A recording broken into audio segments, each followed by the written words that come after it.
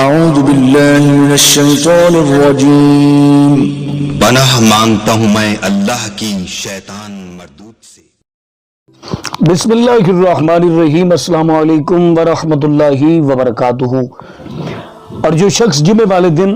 غسل کرتا ہے اسے کتنا اجر ملتا ہے، کتنا ثواب ملتا ہے، کتنی نیکیاں ملتی ہیں، اس بارے میں رسول اللہ صلی اللہ علیہ وآلہ وبارک وسلم کا کیا ارشاد گرامی ہے اور صحابہ اکرام اس بارے میں کیا فرماتے ہیں،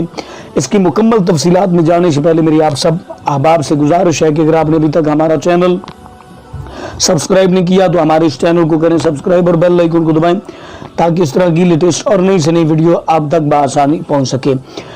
ایک مقام پر ہے کہ نبی اکرم صلی اللہ علیہ وسلم نے ارشاد فرمایا کہ جمعے والے دن غسل کرنا ہر بالغ مسلمان مرد اور عورت پر واجب ہے۔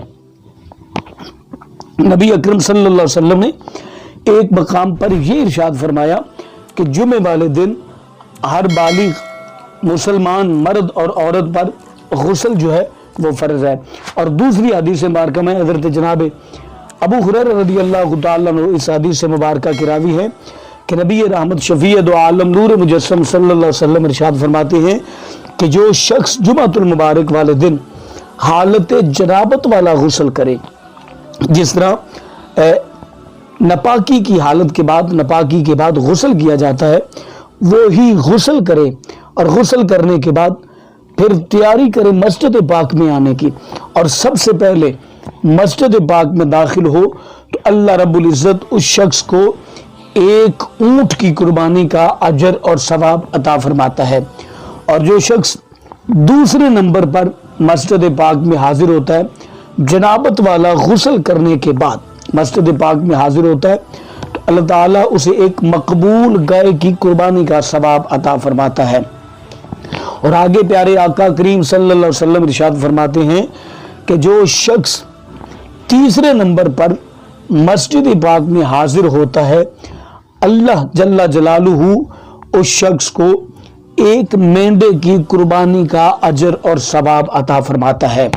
اور پیارے آقا کریم صلی اللہ علیہ وسلم چوتھے نمبر پر ارشاد فرماتے ہیں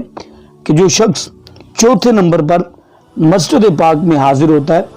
جنابت والا غسل کرنے کے بعد،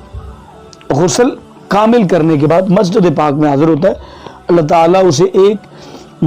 مرغی اللہ کے راستے میں قربان کرنے کا، صدقہ و خیرات کرنے کا اجر اور ثواب عطا فرماتا ہے۔ اور جو شخص پانچویں نمبر پر آتا ہے اللہ تعالیٰ اسے اللہ کے راستے میں ایک انڈا خرچ کرنے اور قربان کرنے کا ثواب عطا فرماتا ہے۔ تو سامعین محترم، ہمیں چاہیے کہ یہ جو اجر ثواب مفت میں ہمیں ملتا ہے ہم اس سے محروم نہ رہیں، اسے ہم حاصل کریں، اسے ہم کمائیں، کیونکہ ہمیں بہت اشد نیکیوں کی ضرورت ہے۔ تو کوشش کیا کریں کہ جمعے والے دن غسل کریں اور غسل کے بعد جلدی مسجد پاک میں حاضر ہوں۔ اللہ تعالیٰ مجھے اور آپ کو اس پر عمل کی توفیق نصیب فرمائے۔ بہت سارا خیر رکھیے گا۔ اللہ نے کے بعد